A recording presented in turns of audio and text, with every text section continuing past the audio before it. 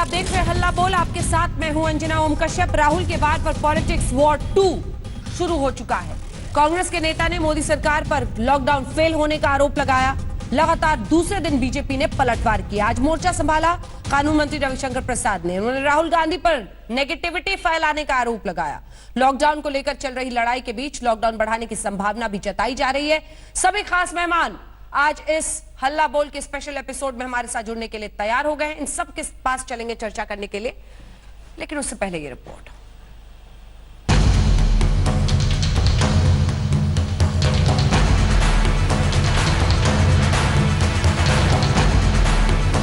करता है जो आप हमारे जो छोटे कोरोना की फिक्र को राजनीति में उड़ाते चले गए। देश में लॉकडाउन पर राजनीति का तापमान दिल्ली की गर्मी को भी मात दे रहा है।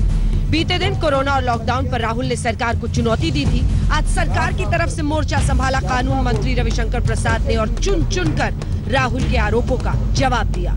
कहा राहुल गांधी देश को संकट काल में भ्रमित कर रहे हैं, उनके होमवर्क में कमी है।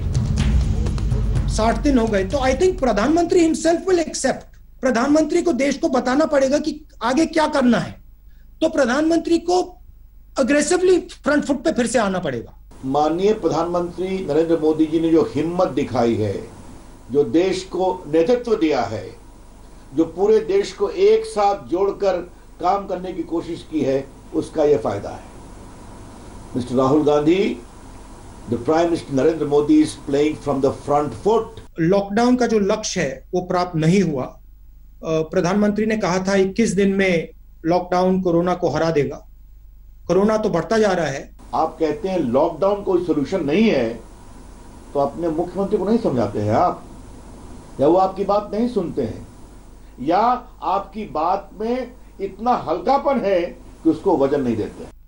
जो हमारे मजदूर भाई बहन हैं उनकी आप कैसे मदद करोगे? जो आप हमारे जो छोटे स्मॉल एंड मीडियम बिजनेसेस हैं उनको उनकी आप मदद करना चाहते हो, नहीं करना चाहते हो? क्या प्लान है? 52,000 करोड़ से अधिक रुपया सीधा गरीबों के बैंक अकाउंट में भेजा गया है। 1,70,000 करोड़ का पैकेज दिया गया है। ये लॉकडाउन 4 के आखिरी 4 दिन के पहले पक्ष विपक्ष का टकराव है। सूत्रों की माने तो अब सरकार लॉकडाउन 5 पर रणनीति तैयार कर रही है। इधर राहुल गांधी ने आज हार्वर्ड के एक्सपर्ट से बातचीत की, जिनका ये सुझाव था कि भारत को सॉफ्ट लॉकडाउन ही रखना चाहिए। In India, of course, you know, 3 generations living together is a very, very common way of doing things. So there is a real challenge of how do you protect older people, especially as you open up and people start going back. सूत्रों के हवाले से आई जानकारी के मुताबिक lockdown 5 में उन 11 शहरों पर ज्यादा नजर रहेगी जिनकी वजह से कोरोना के 70% मामले हैं। उन शहरों में शामिल होंगे दिल्ली, मुंबई, बेंगलुरु, पुणे, ठाणे, इंदौर, चेन्नई, अहमदाबाद, जयपुर, सूरत और कोलकाता। वैसे भारत के 60% मामले सिर्फ 5 शहरों से हैं। वो शहर हैं मुंबई, पुणे, दिल्ली, अहमदाबाद, कोलकाता। केंद्र सरकार धार्मिक स्थलों को खोलने पर भी विचार कर रही है। हालांकि किसी भी तरह के धार्मिक आयोजन, त्योहार में भीड़ जुटाने की इजाजत नहीं होगी। मास्क पहनना और सोशल डिस्टेंसिंग जरूरी होगी।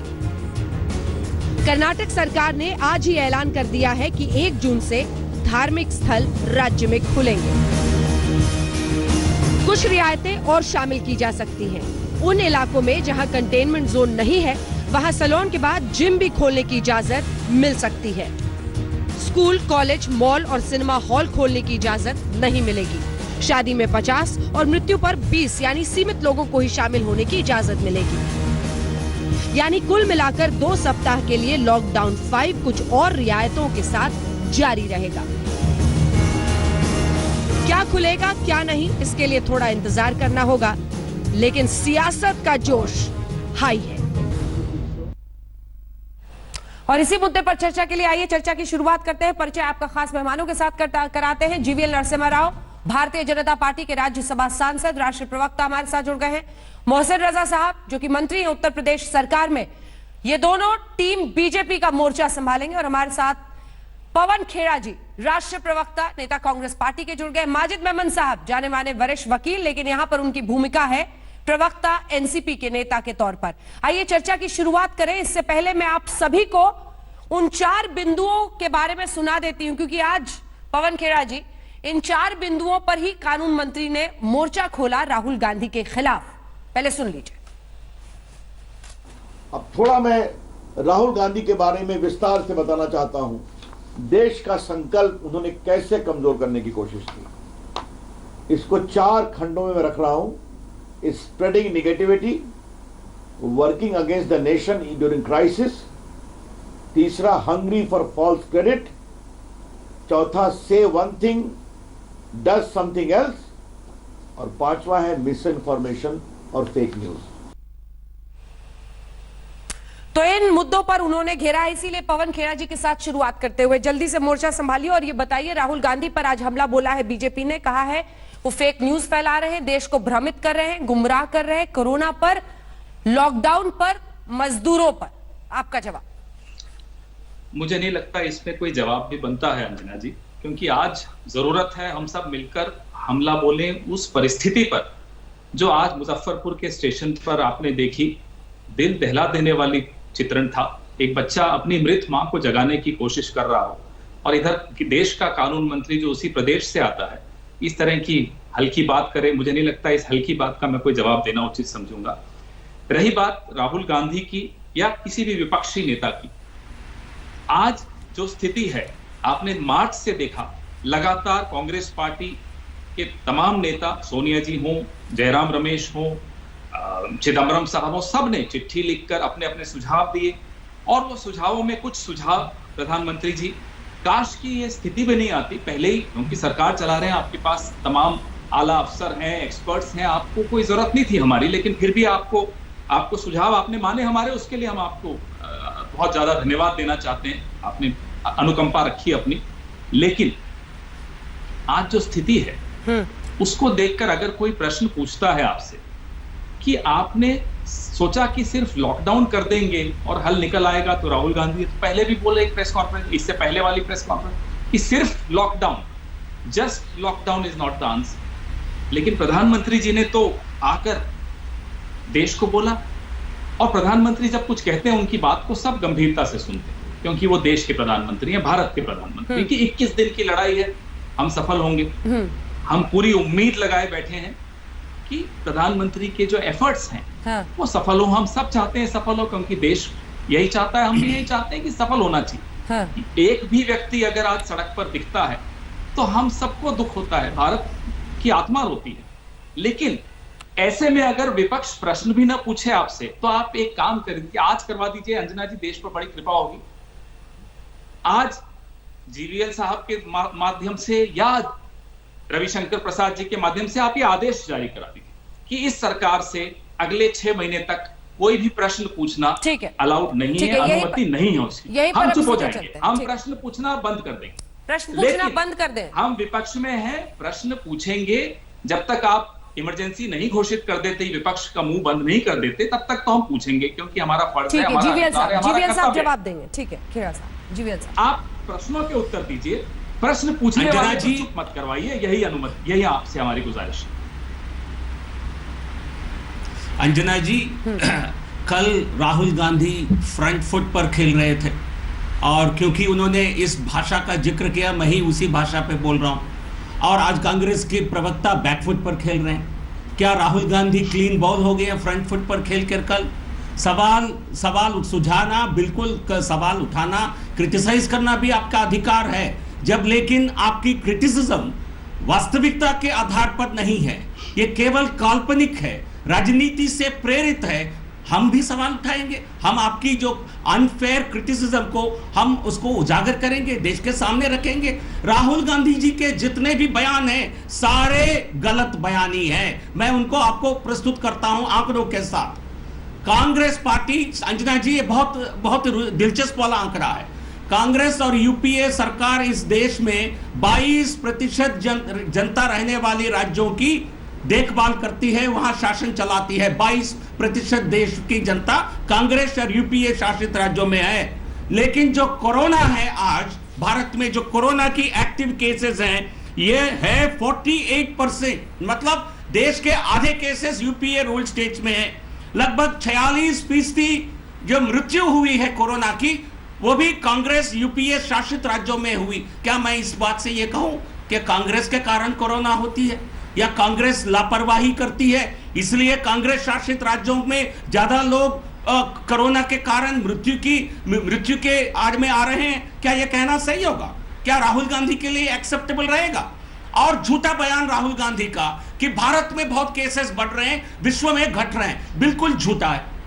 जब हमने लॉकडाउन घोषित किया था मार्च 24 तारीख रात को, तब पूरे विश्व में उस दिन लगभग 51,000 केसेस, 51,861, 42,000 मान लीजिए उतने नए केसेस आए थे।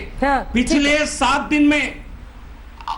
दिन में एवरेज प्रतिदिन विश्व में 1 लाख केसेस नमूद हो रहे हैं। तो ये क्या माजिद मेमन साहब क्या संकट इसका? कोरोना की केसेस नहीं बढ़ रहे हैं, दुगना हुए हैं। जब हमने लॉकडाउन इंपोज किया तब से दुगना हुए हैं। तो इसलिए ये कहना कि भारत में कोरोना कम हो रही है, हमारे यहां बढ़ रही है, बिल्कुल झूठा बयानी है।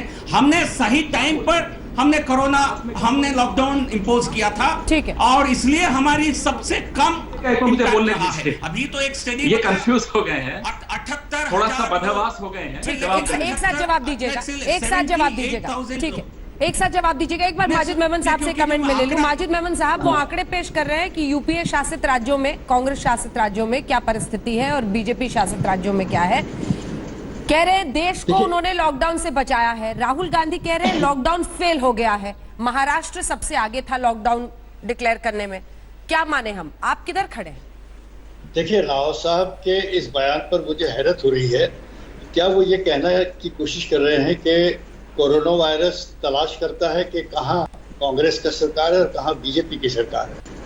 कोरोना वायरस या इस बीमारी को इससे कुछ लेना देना नहीं कि किसकी सरकार चल रही है। दूसरी बात कि ये पूरे देश की एक समस्या है। It's a big national disaster, it's a big national problem. मुझे दुख इस बात का हो रहा है कि राहुल गांधी ने अगर कुछ बातें कहीं आंकड़ों में कोई कुछ आंकड़े सही न भी हों, तब भी उस पर इतना राजनीतिक गेम के कानून मंत्री नकवी साहब, पीयूष साहब, यहाँ देवेंद्र फडणवीस, ये सारे होमवर्क करके लगा रहे हैं कि देखिए ये आंकड़ा उसने गलत बोला, ये आंकड़ा।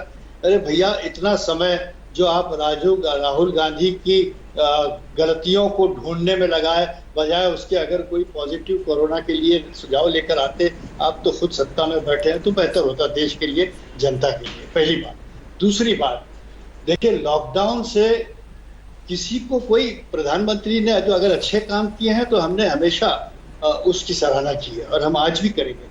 मगर प्रधानमंत्री जहां चूके हैं वहां अगर विरोधी पक्ष के नेता, राहुल गांधी कहिए या कोई और नेता कहिए, कुछ सुझाव देने या कुछ गलती बताने की कोशिश करता है तो वहां इस तरह की आपत्ति खड़ी हो जाती है कि ये राजनीति कर रहे हैं, ये लोगों को डिसअपॉइंट कर रहे हैं, नर्वस कर रहे हैं। ऐसा नहीं होता। कोई इस देश में बसने वाले 130 करोड़ लोगों की जानों की जिम्मेदारी हम सब पर है, चाहे हम यहाँ बैठे हो या वहां बैठे हो। इस बात को समझने की आवश्यकता। अब राहुल गांधी को लेके 2 दिन से महाराष्ट्र सरकार गिराने की बात हो रही है।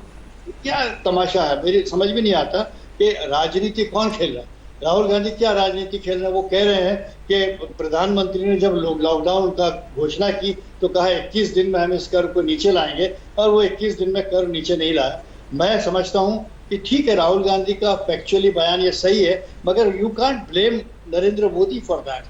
प्रधानमंत्री ने कोशिश की और प्रधानमंत्री की अपेक्षा थी कि हम लॉकडाउन के जरिए इसको कंट्रोल कर लेंगे, वो सफल नहीं हो पाए।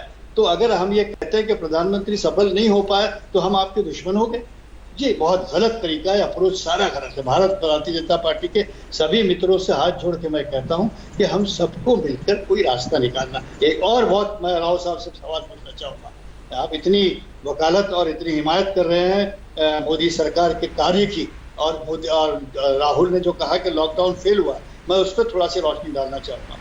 मुझे ये बताइए कि लॉकडाउन के शुरू होने के बाद पहली बात तो आपने जो वक्त दिया था अनाउंसमेंट और इन्फोर्समेंट का 4 घंटे का, क्या वो सही था? इतना बड़ा देश, कश्मीर से कन्याकुमारी तक करोड़ों लोग अपने घरों को छोड़कर काम करते हैं। ये क्या ये प्रधानमंत्री की जानकारी में नहीं था?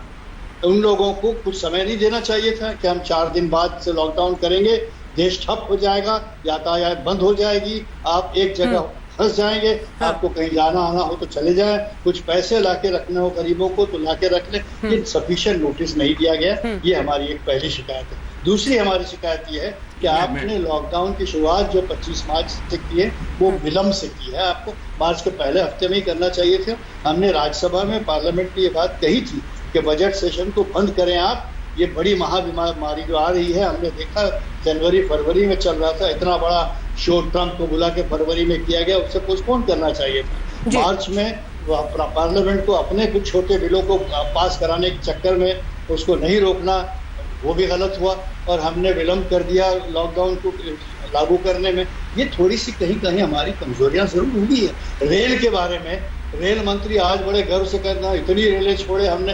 अरे भैया, पहले लॉकडाउन से 60 दिन तक के कितने मजदूर सफोकेशन से मर गए, भूख से मर गए, रेल से कुचल के मर गए, हादसों से मर गए। विश्व में कहीं ऐसा हुआ कि लॉकडाउन में कोरोना के अलावा अननेचुरल डेथें इतनी सैकड़ों हो गई? ठीक है, तो ये तो हमारी कमजोरियां हैं ना। ठीक है, कमजोरियों के मोहसिन रजा साहब इसका जवाब दें। ठीक है, जीवीएल साहब इसके बाद मोहसिन रजा साहब इसका जवाब आप दें। मंत्री हैं आप यूपी सरकार।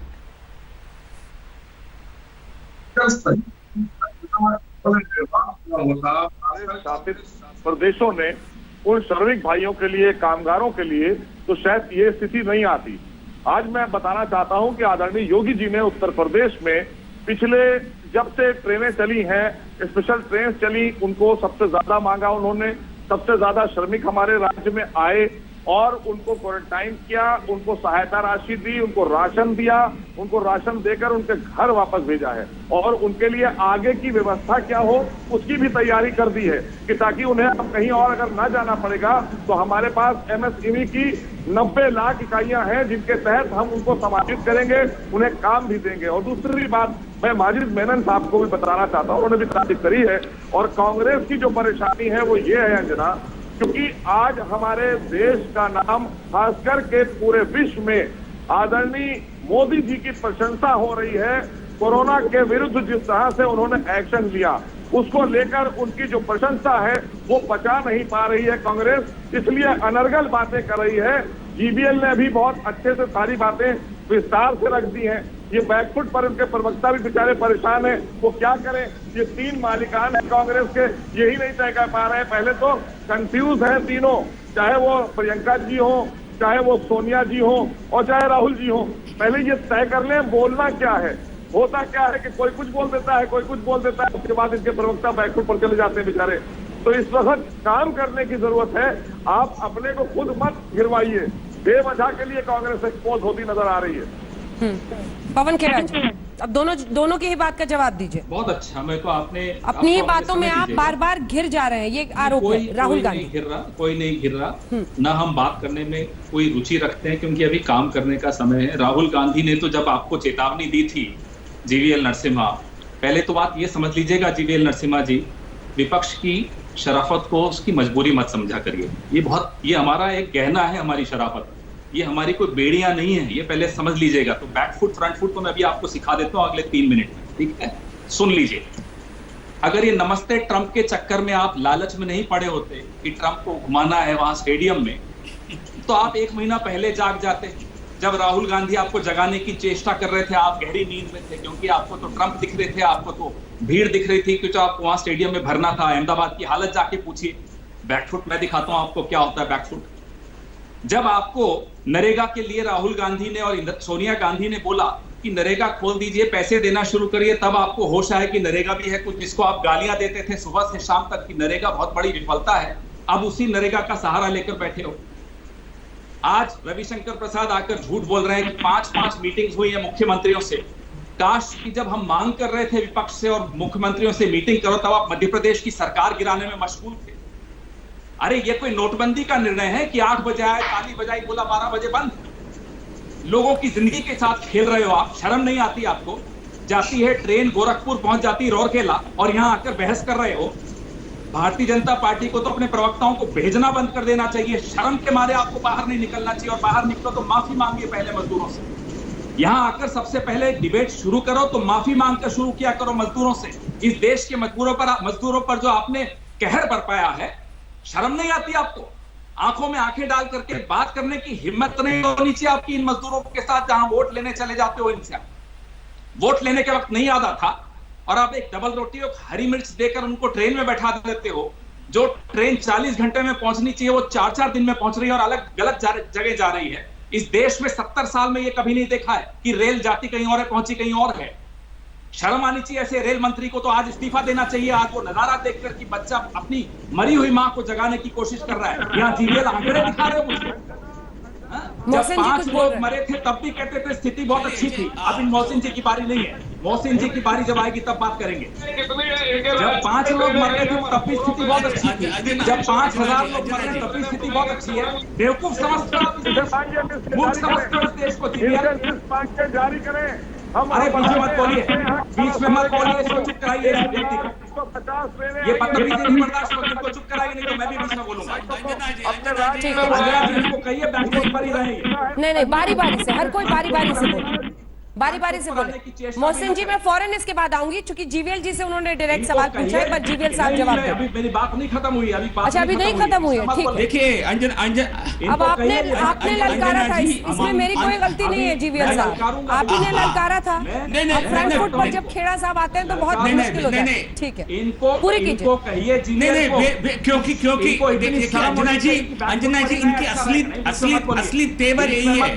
असली तेवर मैं चाह रहा था सबसे मेरा निवेदन है, प्लीज एक अच्छी बहस करते हैं, एक अच्छी बहस करते हैं अपने अपने दायरे में। तेवर तो अभी आपने देखा नहीं है। ठीक है, मजदूरों पर माफी की बात आपने कही, अब जवाब सुनते हैं जीवीएल साहब। माफी मांगनी चाहिए पहले। ठीक है, उसका जवाब दे रहे हैं।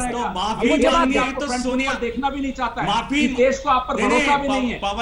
माफी तो सोनिया गांधी को मांगनी चाहिए। अरे चुप रहिए, चुप रहिए। माफी राहुल गांधी को मांगनी चाहिए। ये अंग्रेजों के आपको आनी चाहिए। मोहसिन रजा, अंजना जी मैंने बीच में नहीं बोला, मैं भी ठीक है। अब पवन जी आप इनका आवाज बंद करिए, इनका आवाज बंद करिए। नहीं, पवन जी आप कौन होते हैं? आप इस प्रकार पवन जी नहीं निकल सकते हो। पवन जी आपने कहा मजदूरों पर उनको माफी मांगनी चाहिए, वहीं से सवाल का वो जवाब दे रहे हैं। आपने अपनी बात पूरी की है कहते हुए कि मजदूरों से उनको माफी मांगनी चाहिए। नहीं हुई है। अब जवाब सुनते हैं। पहले मैं अपनी बात खत्म करूंगा एक लाइन में, उसके बाद करिए एक लाइन में खत्म, करिए एक लाइन में खत्म। और सोनिया, अरे बीच में मत बोलो। राज्यसभा एमपी हो, चुप रहो। थोड़ा इज्जत भी होती है। आप तो कहां छोड़ रहे हो? इतना चुप रहिए, प्लीज तू तड़ाक पर मत करिए। मैं आप सबसे निवेदन कर रही हूँ, ये सही नहीं है। इतना क्यों घबराहट हो रही है? नहीं है। पवन खेड़ा जी एक लाइन में अपनी बात पूरी कीजिए। कौन है? बोलने दीजिए। मोहसिन रजा जी अंग्रेजों के सर्टिफिकेट लिए मत घूमिए कि विश्व में ताली बज रही है। करोगे तो मैं मजदूरों से आंखें मिला के नहीं बात कर सकते हो। और जीवीएल नरसिम्हा जी आप भी ध्यान से सुन लीजिए। जिस देश का प्रधानमंत्री में इतनी हिम्मत नहीं हो कि आप इनको क्या आधा घंटा प्लेटफॉर्म देंगे? अब जवाब देंगे जीवीएल साहब।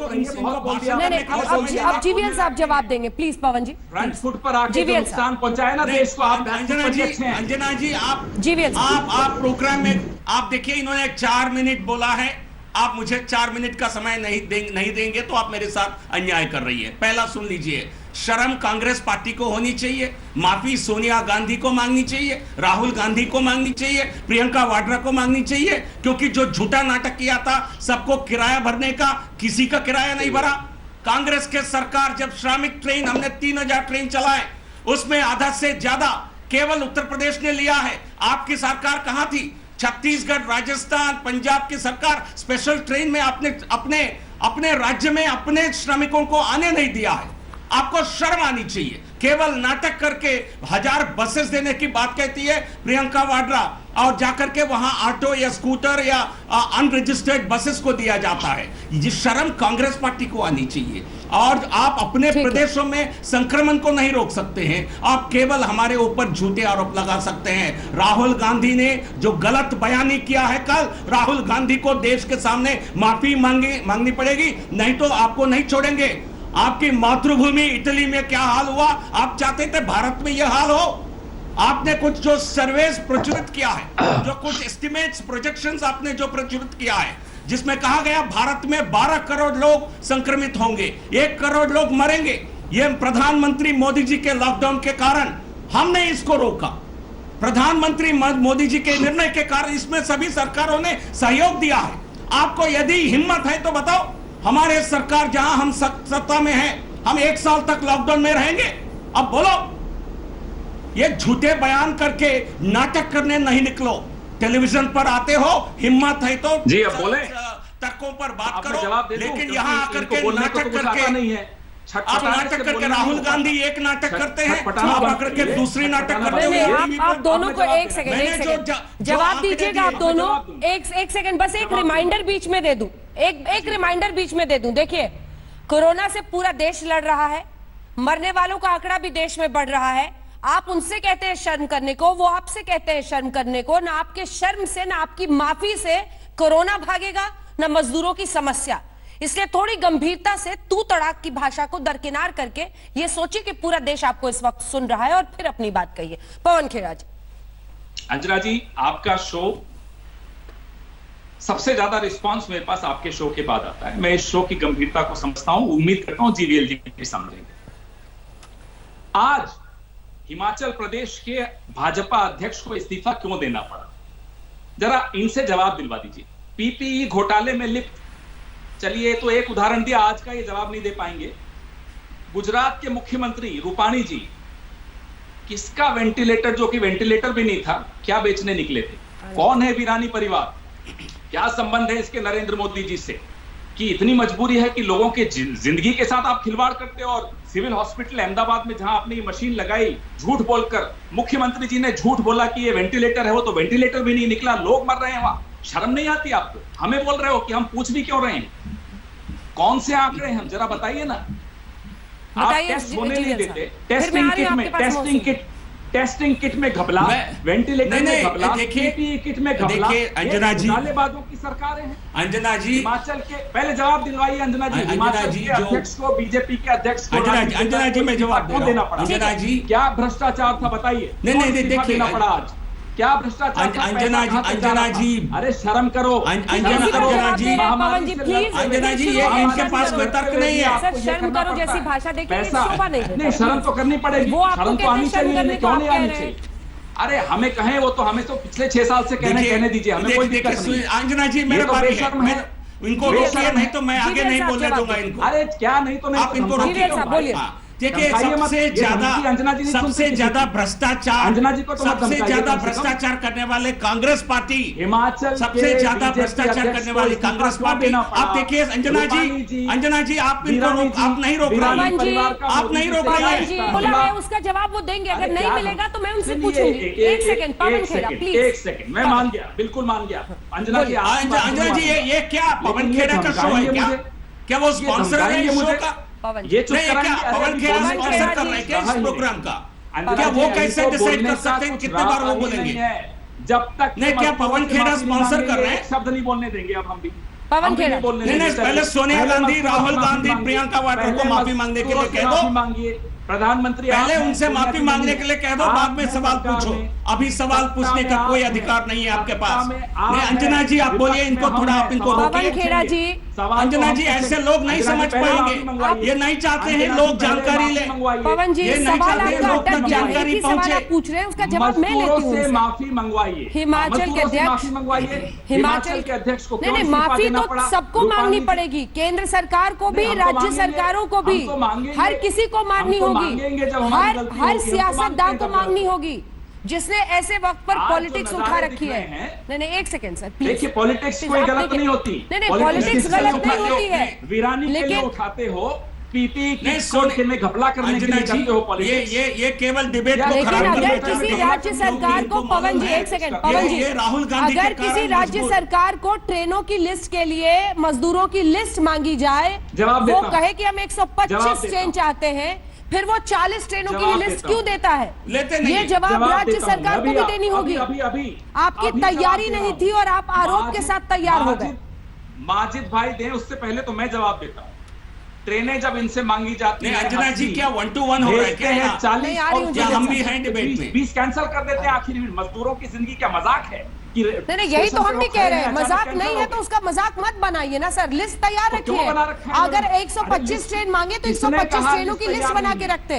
उस रात ही अगर आप रेल मंत्री को दे देते तो फिर कोई समस्या नहीं आती, किरकिरी नहीं होती। गलत बयानी कर रहे हैं। रेल मंत्री के सारे झूठ तो पकड़े जा रहे हैं रोज। उस रेल मंत्री ठीक है, अब जीवीएल साहब जवाब देंगे, अब जीवीएल साहब जवाब देंगे। पवन जी अब थोड़ी देर ये नहीं मालूम कि पवन जी, ट्रेन को वहां गोरखपुर में मिस्टर खेड़ा, उनकी आप बात कर रहे हैं। देखिए अंजना जी, जवाब दीजिए जीवीएल साहब। अंजना जी मैं अक्सर नहीं देखता हूं पवन खेड़ा को, इस बार आज तो बौखलाए हुए हैं, वो काफी घबराहट महसूस कर रहे हैं। तथ्यों को प्रस्तुत करने दीजिए। जो भ्रष्ट पार्टी, जो कांग्रेस पार्टी 15 लाख करोड़ की भ्रष्टाचार करती है, जिन परिवार, गांधी परिवार को सैकड़ों करोड़ टैक्स अभी की बात करिए, पुरानी बातें तो कोर्ट में किया है उन्होंने। और जिस देश में एक पीपी ने सैकड़ों करोड़ आपको बकाया देना है टैक्स चोरी का, टैक्स चोरी का इल्जाम है गांधी परिवार पर। थोड़ा शर्म तो करिए। कोरोना नहीं, जवाब नहीं है। नहीं शर्म तो करिए। सैकड़ों करोड़ का टैक्स चोरी का आरोप है गांधी परिवार पर। लॉकडाउन और कोरोना पर आइए। नाम का तो कम से लॉकडाउन, कोरोना, मजदूर, जिसके बाद नहीं मैं आ रहा हूँ। ठीक है, बस पवन जी नहीं, एक बार भी बीच में टोका टोकी, ये गलत है पवन जी। पवन जी मैं मान गया, आपकी बात मानूंगा, ठीक है, आपकी बात मानूंगा, लेकिन नहीं ये बौखला के आज पूरी तरह ये नहीं चाहते हैं जानकारी, सच्चाई जनता के पास, क्या रिश्ते हैं ये नहीं जानते हैं सच्चाई जनता को मालूम हो, गुमराहट के लिए कोशिश कर रहे हैं, साथ मिलकर भ्रष्टाचार कर रहे थे। नहीं सुन लीजिए अंजना जी, ये कोई प्रोग्राम पवन जी जवाब दिलवाइए। जीवीएल साहब आपको भी तो अपना जवाब देना होगा, बोलिए ना सर, बोलिए। नहीं पवन जी प्लीज, अब टोका टोकी नहीं सर बीच में, गलत। देखिए ना मैं कोई पवन खेड़ा कोई एंकर नहीं है। ये जब वो आपकी कोई एंकर बनेंगे उनके प्रश्न का जवाब दूंगा। मेरा प्रश्न आप उनसे है, मेरा प्रश्न उनसे है, क्या आपके राज्य सरकार ने क्यों अपने मजदूरों को वापस नहीं लिया अपने प्रदेशों में? क्या मजदूर के साथ आपने धोखा नहीं दिया है? क्या सबके टिकट के पैसा बढ़ने का दावा करके आपने ट्रेन तक नहीं चलाई? क्या इसके लिए आपको माफी नहीं मांगनी चाहिए? हमने कोई प्रदेश की स्तर की राजनीति नहीं की। मैंने आपको आंकड़े इसलिए प्रस्तुत किया क्योंकि राहुल गांधी बहुत सस्ती राजनीति, बहुत ही निचली स्तर की राजनीति कर रहे हैं, क्योंकि उनको, राहुल गांधी को ये पेट में दर्द है कि प्रधानमंत्री मोदी जी आज विश्व स्तर पे बड़े नेता बन गए हैं। आज पूरे विश्व भारत की सराहना कर रही है। मैंने आपको खुद बताया, विश्व में जब संक्रमण दुगना हो जाता है, क्या भारत में संक्रमण नहीं होगा? हम पिछले 2 महीने में आज 10 लाख मरीज को हम इलाज दिला सकते हैं हॉस्पिटल में। हमारे पास कुल केसेस केवल 80,000 है, उसमें हॉस्पिटल में या इंस्टीट्यूशनल क्वारंटाइन के जरूरत वाले लोग बहुत कम हैं। तो इसलिए तो भारत ने कम से कम 80,000 लोगों की जान बचाई। आप तो जान बचाने का काम कभी करते नहीं है।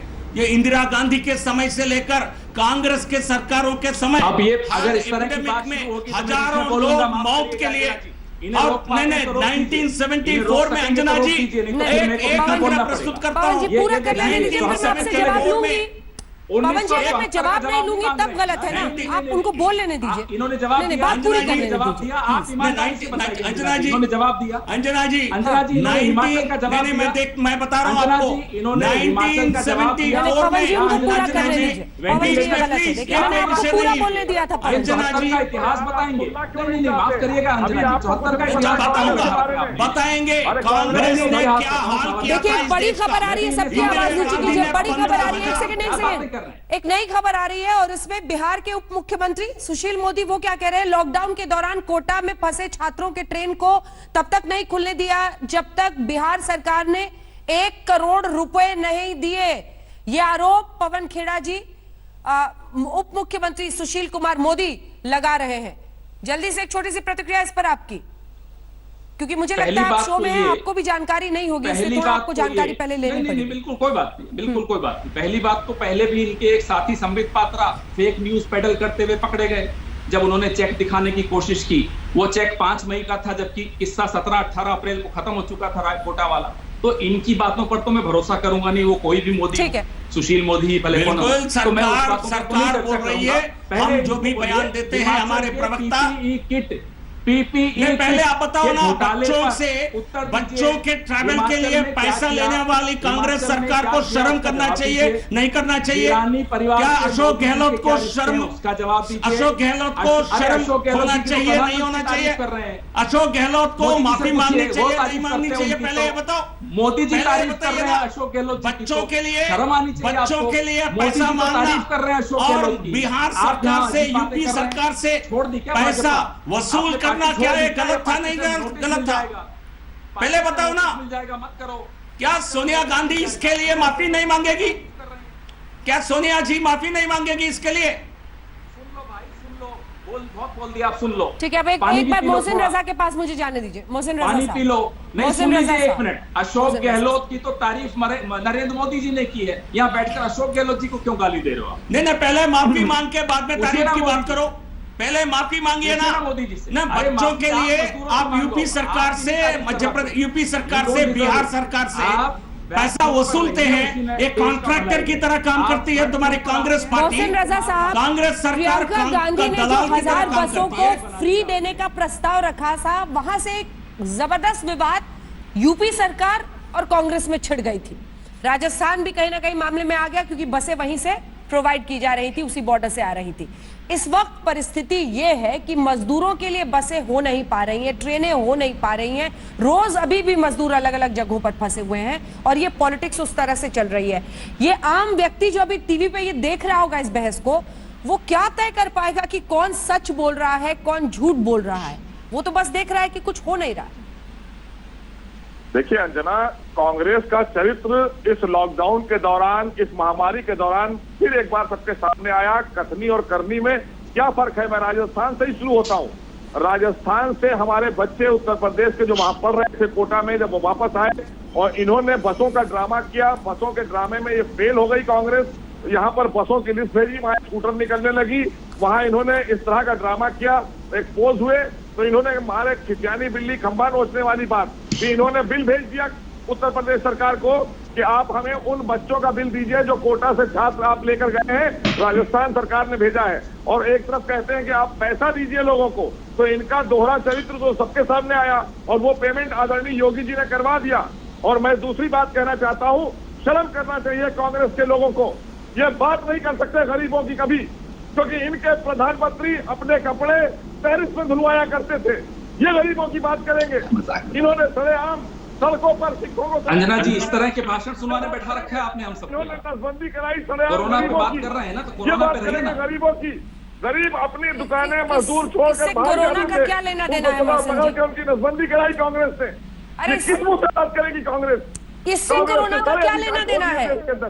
इससे आज की समस्या का, लॉकडाउन का, मरीजों का, मजदूरों का क्या लेना देना है? मोहसिन पवन साहब, खेड़ा जी इतनी देर से बकबक कर रहे थे, मैं बोल नहीं रहा था।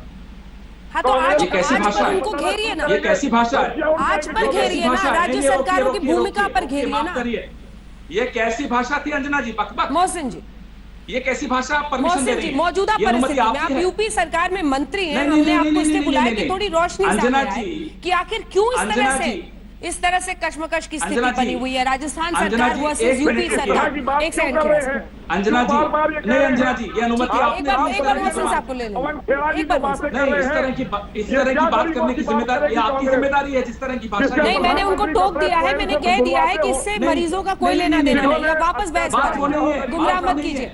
यूपी सरकार वर्सेस राजस्थान सरकार, महाराष्ट्र सरकार वर्सेस केंद्र सरकार, क्या यही महत्वपूर्ण है? अब जबकि थोड़ा सा सबको क्या लग रहा है कि कोरोना की बीमारी अब अपने आप भाग जाएगी, अब पॉलिटिक्स में लग जाए। अंजना जी, आपके शो मोहसिन जी पर से कोई क्या? आदमी कह रहा है कि पवन खेड़ा बकबक कर रहे हैं और आप सुन रही हैं।